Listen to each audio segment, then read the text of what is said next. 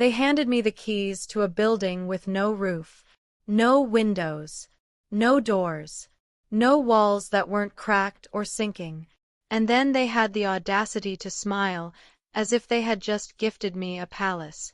"We thought you'd like it," my eldest brother Carl said, his eyes dancing with that familiar smugness.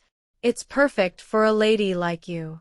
Quiet, out of the way, doesn't need much upkeep." That's when I knew I wasn't just being disrespected. I was being erased, forgotten, dismissed because I was the only girl in a family of 4 boys. My name is Grace Annette. I'm 84 years old, a retired high school teacher from Little Rock, Arkansas. Blonde hair, now white and thin, still falls to my shoulders when I let it. I've lived through war, buried a husband, raised 2 sons, and outlived nearly every friend I ever loved. But nothing prepared me for the betrayal that came from the very people I nursed back to health, cleaned up after, and taught to walk. My brothers. The day Daddy's will was read, I knew I would get less. I just didn't know they would give me nothing. No, not nothing, a mockery of something. A building the termites had started their own city in. They called it the East Wing of the ranch estate. It was a lie. The East Wing hadn't been touched in 40 years. Even the trees around it had leaned away in disgust. That moment broke something inside me. But what none of them knew was that I had once studied architecture. That broken-down building, they thought it was a joke. But it was about to become my war drum. And before I let them laugh at me again, I'd turn that haunted ruin into something that would own their pride. But let me take you back, because before that moment at the lawyer's office, before the keys landed in my trembling palm, this story began in a hospital room. Yes, a hospital room. Daddy wasn't even dead yet when they started scheming. 3 months earlier, I was sitting beside my father's bed at Mercy General. His body was failing, but his mind, oh, it was still sharp. He'd squeeze my hand every few minutes and ask for old songs we used to sing on the porch when I was little. I was his firstborn, and the only daughter. He used to say I reminded him of his mother, strong-willed, gentle, and always barefoot. I thought he'd leave me something meaningful. Maybe a letter. Maybe his war medals. Maybe the keys to his study, where he hid all his old writing. But then Carl started showing up with envelopes. Carl, who never visited unless he needed something. Carl, who hadn't seen Daddy in 7 years. He suddenly became the favorite son overnight. And it wasn't just Carl. Benny, the second oldest, started bringing Daddy soups. Mark, the baby, flew in from Seattle with his uptight wife and 2 boys, putting on the act of the responsible one. I stayed quiet. I just kept coming daily, changing his linens, reading his Bible verses, bringing him pies he barely touched. But every time I stepped out of the room, one of them would slither in behind me. And Daddy started changing. His smiles faded. His grip weakened. One night, I heard Carl whispering at his bedside. I only caught 3 words. "Grace already has enough." Enough? I lived in a tiny 2-bedroom rental house with a cracked driveway and a broken heater. I wore second-hand sweaters and drove a 2003 Honda. What exactly did I have enough of? Love. Memories. Wrinkles. The night before Daddy died, he grabbed my hand tight and said, "You know I love you, right?" I nodded. He said it again. "You know I tried to make it fair, right?" That word hit me like cold water. Tried. The next morning, he was gone. And the war began. At the lawyer's office, we all sat in stiff leather chairs while Mr. Henderson, a man who had known our family for decades, opened the folder. I remember holding my breath. Each of the boys got land, buildings, assets, vehicles, stocks. When he got to me, his voice lowered. To Grace Annette, my only daughter, I leave the East Wing building on the family estate, located near the dried creek and old barn. My wish is that she finds purpose and peace in it. That was it. No explanation. No apology. Just keys to a ghost of a house. Carl smirked. Mark chuckled under his breath. Benny patted my shoulder and said, "Hey, at least you got something, sis." They had no idea what they just lit inside me. But I didn't say a word. I didn't cry. I didn't even blink. I just smiled softly, took the keys, and walked out. 2 days later, I drove to the East Wing and nearly turned back. The weeds were taller than me. The front door hung off one hinge. Rats scattered when I stepped through the doorway. The ceiling had collapsed in the center, and a dead squirrel lay on what used to be the fireplace mantel. But I saw more. I saw the stonework that still held strong. I saw the hidden cellar with the steel beams Daddy had put in during the 70s. And I remembered every sketch I'd ever drawn in college of restoring old places into living museums. They thought they gave me dust. They just gave me a match. But then, on the third day of clearing out rubble, I found something buried beneath the broken tiles in the hallway. Something that didn't belong there. A box. Wrapped in oilcloth. Sealed shut. Heavy. I pulled what was inside. Why was it hidden? And more importantly, why did he leave this for me, in secret, when he told the world I only deserved ruins? I didn't open the box right away. My hands trembled. Not because I was afraid of what was inside, but because I knew it wasn't meant to be found easily. My father had hidden it, wrapped it, buried it beneath the crumbled floors of a forgotten wing, the same wing he left me in his will. This wasn't an accident. It was a message. I sat down on a pile of rotted wood and held the box against my chest. The sunlight leaked through the collapsed roof and warmed my face. For a moment, I just sat there, listening to the creaks and whispers of the old house, my house. And then, carefully, I peeled the oilcloth away. The hinges of the wooden box creaked as I opened it. Inside, there were papers, brittle, yellowed by time, and a velvet pouch that jingled slightly when I lifted it. First, I reached for the papers. They were letters. Dozens of them. All handwritten in Daddy's neat cursive. Each one started the same way. To my daughter, Grace. If you're reading this, it means you saw more than ruins. Tears filled my eyes. I held the first letter up to the light and began to read. Grace, I know by now your brothers have shown you their true colors. I wanted to protect you, but I also needed to test something, to see if you still had that fire. I knew the others would claw it out, wiped off the dust, and froze when I saw Daddy's initials carved on top. Over the land and money, they always have. But you were always different. Quiet, but never weak. If you found this box, it means you didn't run. You stayed.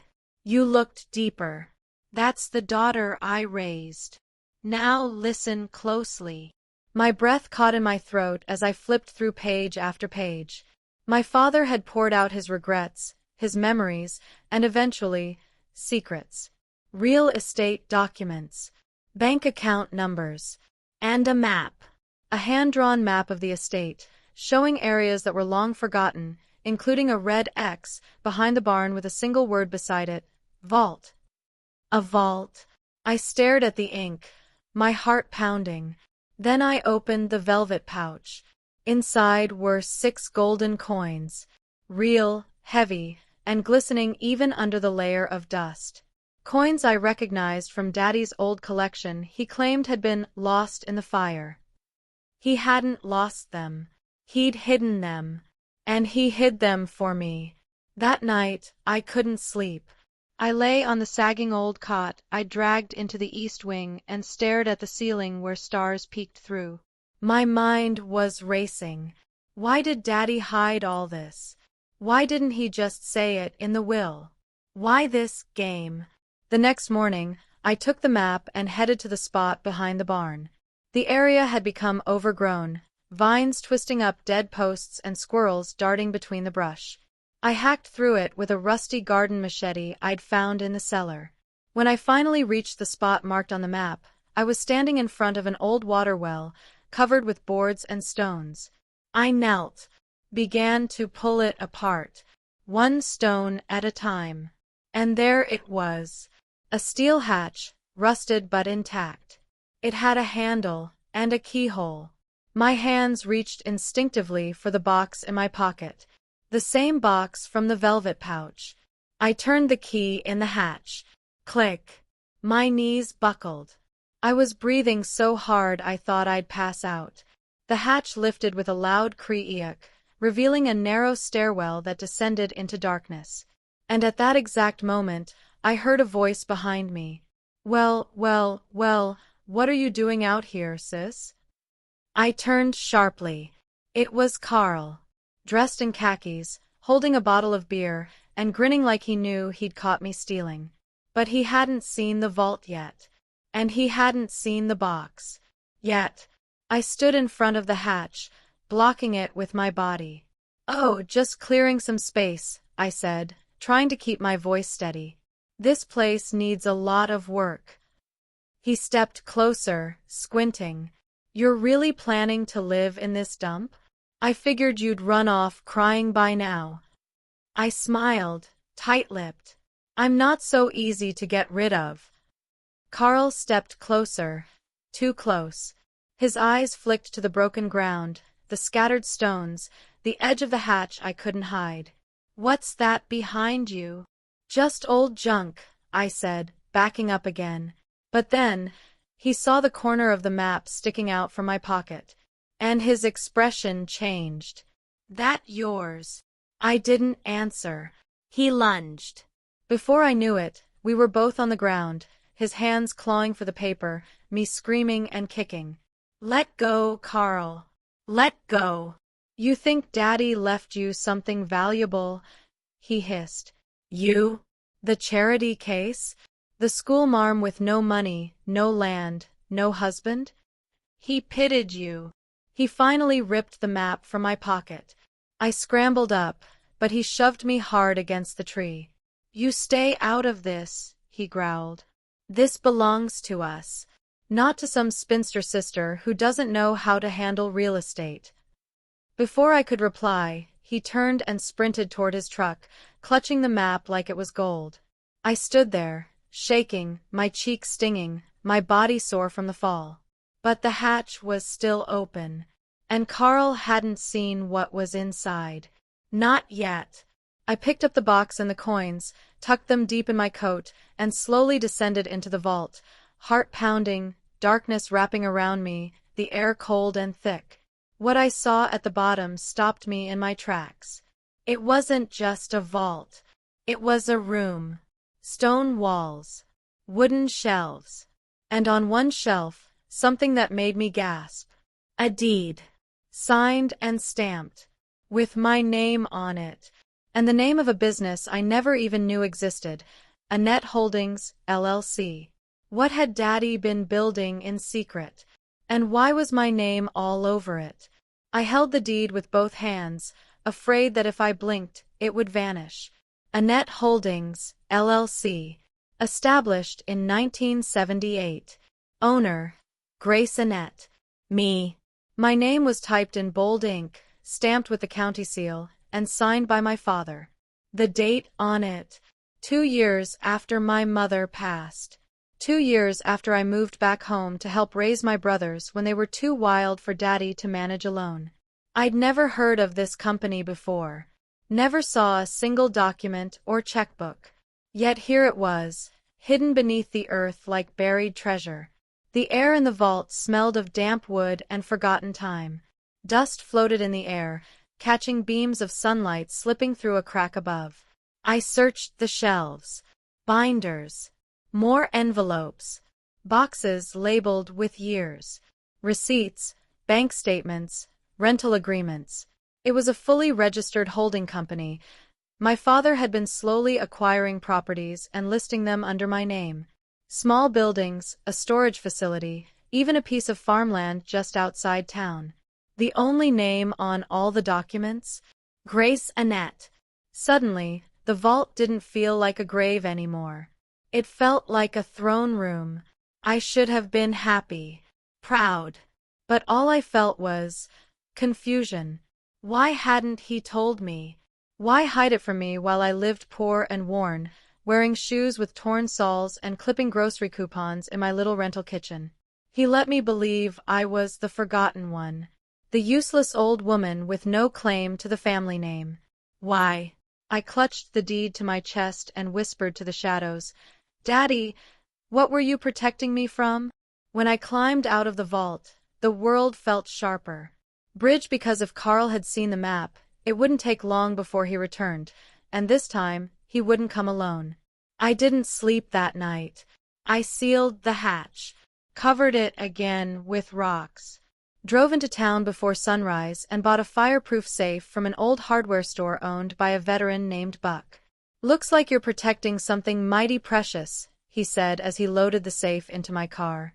"I am," I replied, eyes fixed on the horizon. I drove back to the East Wing, heart racing, and locked everything inside: the letters, the coins, the map, the deed. I hid the safe in the cellar, under an old tarp and buckets of paint.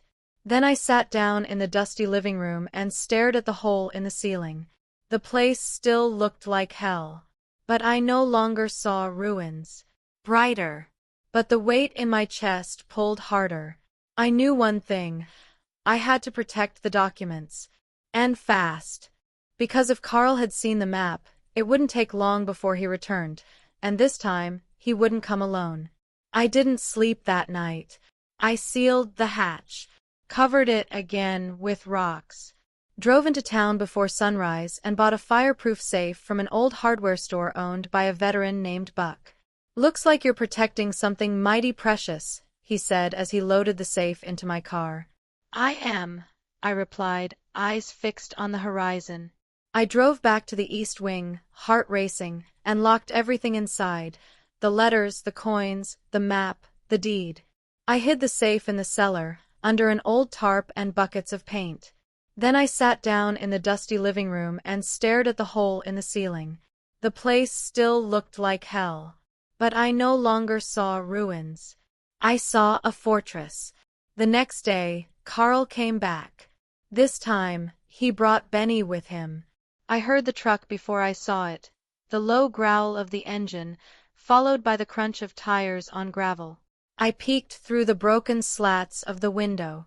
Carl's door slammed. Then Benny's. They didn't knock. Carl just walked right up the porch like he owned the place and banged the door with his boot. "Grace, open up. We need to talk." I didn't move. "Come on, sis," Benny called out. "We just wanna talk. You know, like family." I laughed bitterly to myself. Family. These men hadn't called me in years. Not even on my birthday. Carl tried the doorknob. It was locked. Then I heard him circle the house. "Grace," he barked from the side. "I know you found something down there." My blood ran cold. "Don't be stupid. If there's something valuable, it belongs to all of us." "No," I whispered under my breath. "It doesn't." Benny's voice chimed in, softer. "Come on, Grace. We'll make it fair. 50-50. Or you can keep the old place. Just let us see what's down there." But I didn't answer. Because I was already dialing the sheriff. Sheriff Whalen was an old friend of my late husband. We went to the same church for years before I got too old to drive at night. I told him everything. Well, almost everything. I left out the vault. But I told him my brothers were harassing me. He was there in 20 minutes. Blue lights flashing. Carl and Benny backed off fast when he stepped out of the cruiser. "Afternoon, boys," he said. "I don't believe you've got any business out here without an invitation." Carl tried to play innocent, but Sheriff Whalen wasn't fooled. I suggest you leave before I have to call your wives and explain why you're standing on your sister's porch instead of home tending to your own houses." They left. But not before Carl leaned close and whispered, "This isn't over, Grace. You're not smart enough to handle this on your own." I smiled at him, a slow, tired smile. "Oh, but I am," I whispered back. "And you just made your biggest mistake." Later that night, I opened one of the letters Daddy left in the box. This one was dated 2 years ago. "If Carl finds the map, he'll come for you. He's always been greedy. That's why I kept everything off the books. But you're the only one I trust not to sell your soul for a profit." I touched the paper with trembling fingers. Daddy knew. He knew what his sons would become. And he prepared me for it. The next morning, I walked into the county office and requested copies of every property listed under Annette Holdings, LLC. The clerk's eyes widened when she saw the number. "Are you the owner?" "Yes," I said. But just as she handed me the files, she paused. Her face changed, and she lowered her voice. "Ma'am, someone else came asking about this same company last week." I froze. "Who?" "A man. Tall. Gray suit. Looked like he had money. Said he was the legal representative of one of the board members." "There are no board members," I whispered. "That's what I told him. He didn't like it." Something was wrong. This wasn't just about Carl anymore. Someone else knew. Someone outside the family. And if Daddy had enemies, they might be coming for me next. I left the county office with my hands trembling. The moment the clerk said someone else had inquired about Annette Holdings, LLC, something deep inside me shifted. I wasn't just guarding an old deed anymore. I was standing in the middle of a storm I didn't even know had been brewing. I tightened my coat around my frail shoulders and stepped out into the cold wind.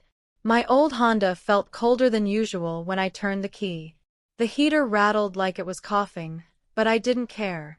I drove straight home, or rather, to the ruins I now called home. The East Wing. The place they meant to humiliate me with. The place that had become my battlefield. When I got back, the door was ajar. I froze. I had locked it. I know I had. I crept inside slowly, keeping my steps soft, holding my breath. Every instinct from my younger days, back when I worked late nights as a school counselor for troubled kids, came rushing back. And there it was. My safe. Moved. The tarp was gone. The old paint buckets were rolled to the side. My hands began to sweat. I dropped to my knees and pulled the safe forward. Still locked. Still sealed. But it had been touched. That meant someone had gotten inside. Someone who knew what to look for. Not Carl. Not Benny. They wouldn't have known where I kept it. Someone else. I didn't sleep that night. Instead, I sat at the window with my old knitting needles in one hand and a flashlight in the other. Not because I planned to knit. Because the needles were sharp. And I wasn't about to be caught unprepared. I didn't know who was watching me. But someone was. I could feel it. And as the wind howled through the busted beams of the east wing roof, I made a decision. I had to restore this place. Not just for my safety, but for my dignity. If Daddy trusted me enough to build a secret company in my name, then I owed him the honor of rising to meet that trust. The next morning, I drove to the town hardware store again. Buck, the owner, looked surprised to see me twice in 1 week. "You're building a bomb shelter, Grace?" he joked. "Close," I said. "I'm rebuilding a war zone." He blinked, then smiled. "Need help?" That question hit me in the chest. I hadn't been offered help in years, not without strings. My boys helped when they wanted something. My neighbors helped when they wanted gossip. Church folks helped when they wanted a prayer request answered. But Buck, he just asked. No, I said softly. But thank you. I bought wood panels, nails, 2 cans of white paint, and a reinforced deadbolt for the door. I worked every single day for the next 2 weeks. I replaced the door, painted the living room, boarded the broken ceiling, hung new curtains I found at a thrift shop. And one night, under flickering light bulbs powered by a dusty generator, I sat in my new kitchen, still without plumbing, and read another letter from Daddy. Grace, I know you're wondering why I never told you about the company. Truth is, I wanted you to have a life that wasn't tied to this land. I wanted you to choose your own path. But when your brothers started scheming, I realized I needed to leave something behind that only you could carry. You were always the one with vision. Don't let them trick you. Don't let anyone bully you into selling. There are people who will come, pretending to want to help you. They're liars. If you're reading this, trust no one, not even the lawyer. That line stopped me cold. Not even the lawyer. Mr. Henderson? He'd known our family for decades. He'd cried at Mama's funeral. He sent a ham every Thanksgiving. But Daddy's warning kept echoing in my head. And then I remembered something strange. At the reading of the will, Henderson had stammered when he got to my name. He'd looked at me, then quickly looked away. Why? What was he hiding? I folded the letter and tucked it back into the safe. Tomorrow, I would visit his office again. And I wouldn't be asking politely this time. The next day, I dressed sharply. Wore the navy blue coat I hadn't put on since my husband's funeral. Brushed my hair. Powdered my cheeks. I wanted to look like the woman my father had trusted, not the broken sister my brothers expected. When I stepped into Henderson's office, his secretary smiled stiffly. Good morning, Ms. Annette. Mr. Henderson's not in today. I'll wait. She blinked. But I said I'll wait. I took a seat and folded my hands in my lap like I had when I was a teacher waiting on a parent-teacher conference with a lying student. 30 minutes later, he walked in. He stopped short when he saw me. Grace? What are you? We need to talk, I said, standing. He hesitated, then gestured toward his office. I followed. Inside, I didn't sit. He did. He licked his lips. I already explained everything at the will reading. You lied to me, I said calmly. He blinked. Excuse me. You lied, I repeated. You knew about the company. You knew Daddy left more. You omitted it. Grace, I don't. I found the vault. I found the letters. I have the documents. His face turned white. Who paid you off? I asked softly. Was it Carl? Or someone else? He looked down at his desk. Silent. I took a deep breath. I'm giving you one chance. If you don't tell me the truth, I'll go straight to the authorities with what I found. I may be old, but I'm not powerless. His hand shook as he reached into a drawer. He pulled out a yellow envelope and handed it to me. I opened it. Inside were copies of another version of Daddy's will. This one had listed Annette Holdings, LLC. This one had left me the entire family estate, not just the East Wing. I stared at it. This was the real will. What happened? I whispered. His voice cracked. They came the day after your father died. They threatened me. Said if I didn't remove that page and substitute the other version, they'd ruin me. They? Carl and a man in a gray suit. I don't know his name. He had documents. Lawyers. Said your father changed his mind. I clenched the armrest of the chair. He lied. They all lied. Carl hadn't just stolen land. He stole my father's last wishes. And now, I knew the truth. But just as I stood to leave, Henderson said one more thing. "There's something else." I paused.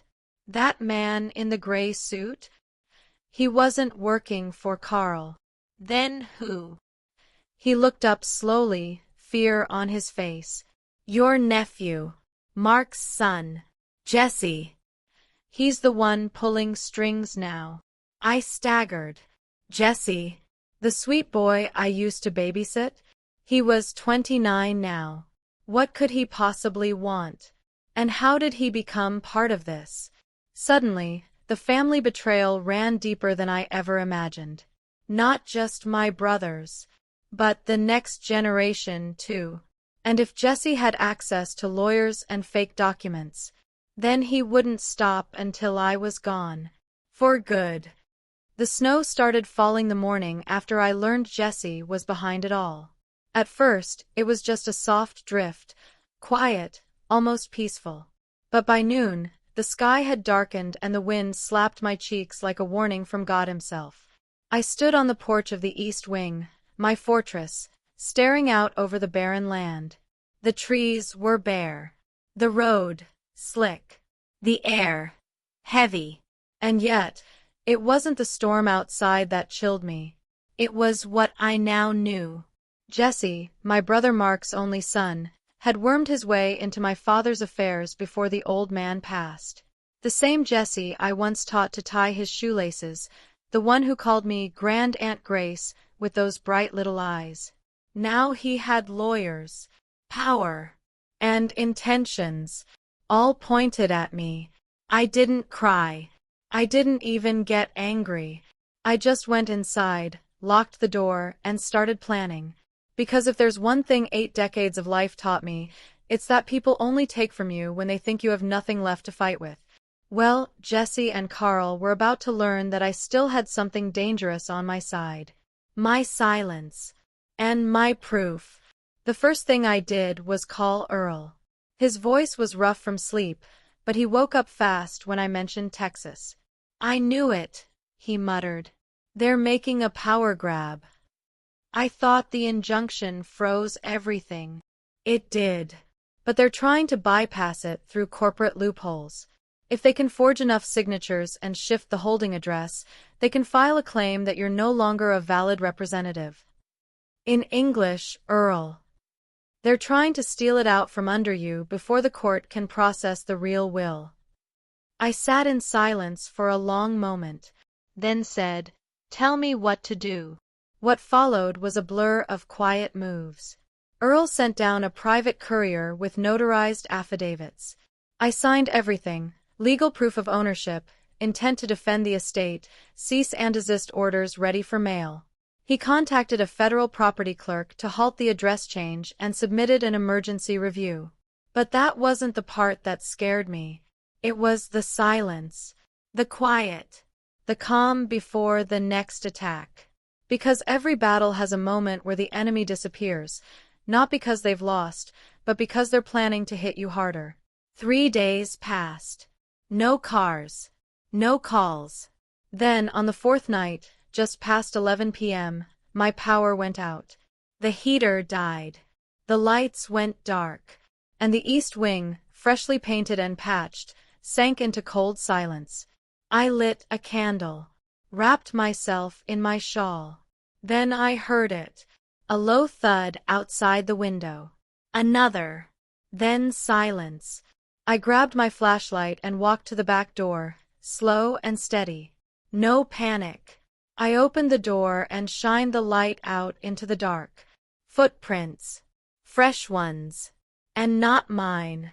The next morning, the sheriff came out to look. "They didn't break in," he said, crouching by the prints. "Just wanted you to know they were here." A warning. Yep. Sheriff Whalen stood up and looked at me with a face full of pity. "You want me to station a cruiser nearby for a few nights?" "No," I said. "I want you to issue a trespass warning to my entire family." He raised an eyebrow. "All of them. Every last one of them." That same day, I drove to a local builder named Lucas Dean. He was young, but he had a reputation for restoring historic homes. I told him I needed the East Wing fully restored in 2 months. Roof, floors, plumbing, everything. He blinked. "That's a tall order, ma'am." "I'm not asking," I said. "I'm hiring." He hesitated. "You sure this place is worth the investment?" I looked him dead in the eye. "It's not just a place. It's my name." While Lucas and his crew began their work, I started mine. I drove to every property listed under Annette Holdings. Some were old storage units. Others were pieces of land my father had bought decades ago. One, to my shock, was a commercial building leased to a small bakery. I walked in, quietly, and ordered a coffee. The cashier was a young woman with kind eyes. "First time here?" she asked. I nodded. "It's a family business," she said proudly. "We've leased this place for 12 years. I smiled gently. "You're doing a wonderful job." I didn't tell her I owned the building. Not yet. But as I sipped that hot coffee, I realized something. This was mine. Not a crumbling shell given out of pity. Not a charity gesture from brothers who never respected me. This was the legacy Daddy meant for me to find. And now that I wasn't letting it go. Back at the East Wing, the builders found something under the floorboards. A sealed metal tin. Lucas handed it to me carefully. "You want us to open it?" "No," I said. "I've got it." When they left for lunch, I sat on the back porch, opened the tin, and found something that made my chest seize. A journal. My father's handwriting, page after page. And tucked inside the first page, a photograph. Me, at 16, standing in front of the barn, holding my first set of architectural drawings. I didn't even know he'd taken the photo. The journal entries weren't about money or business. They were about me.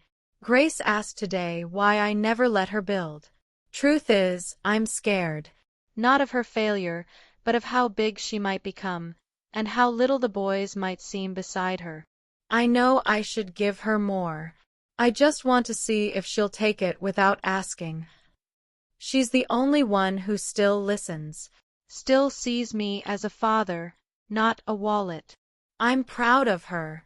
I pray she forgives me one day for making her prove herself so many times. Tears dropped on the ink. It was the closest thing to an apology I would ever get. But it was enough. Because it told me that all of this, was mine by more than paperwork. It was mine by purpose. That night, just as the workers left, I received an email from Earl. "Urgent. They've filed a motion to declare you mentally unfit. They're claiming you're senile and incapable of running the estate.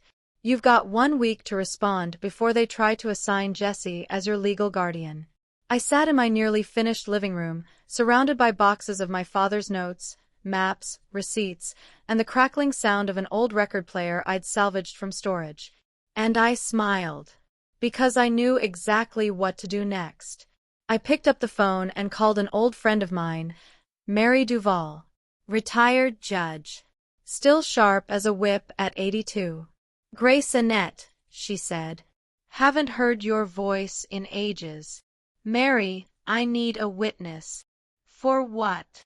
"For the day I remind my family that just because I've got wrinkles doesn't mean I've lost my bite." But the next morning, the builders arrived to find the front window smashed. Paint sprayed across the new siding. In black letters, it read, "Get out, old woman. This isn't yours." I stood in front of the graffiti, the morning frost still clinging to the tips of the paint spray. Lucas and his crew stood behind me in stunned silence. "Leave it," I told Lucas. He looked confused. "The paint." "Yes. You want us to just leave the threat on the wall?" "I want everyone who drives past this ranch to see exactly what they tried to do to me." "But won't it scare people?" "No," I said, my voice calm. It'll remind them that some women stand tall even when the wolves claw at the door. That afternoon, I filed a police report. Sheriff Whalen took photos and shook his head. Disgusting, he muttered. You want me to press charges? Not yet, I said. Let them think they're winning. Whalen raised an eyebrow. You got something cooking, Grace? I smiled. I always do. That night, under a single lamplight, I sat at the table and opened the final envelope Daddy had left in the vault. This one was sealed with wax. Inside was a single page. Typed. No signature. Just a title at the top. In case they turn blood against blood. And then, a list. 10 names. All men from town. All in their 70s and 80s. Beside each name, a dollar amount, a location, and a small note. They weren't just old friends. These were the original partners. The men Daddy had trusted to help him build a net holdings, quietly, silently, when he realized his sons couldn't be trusted. And now, they were all still alive. And they owed me answers.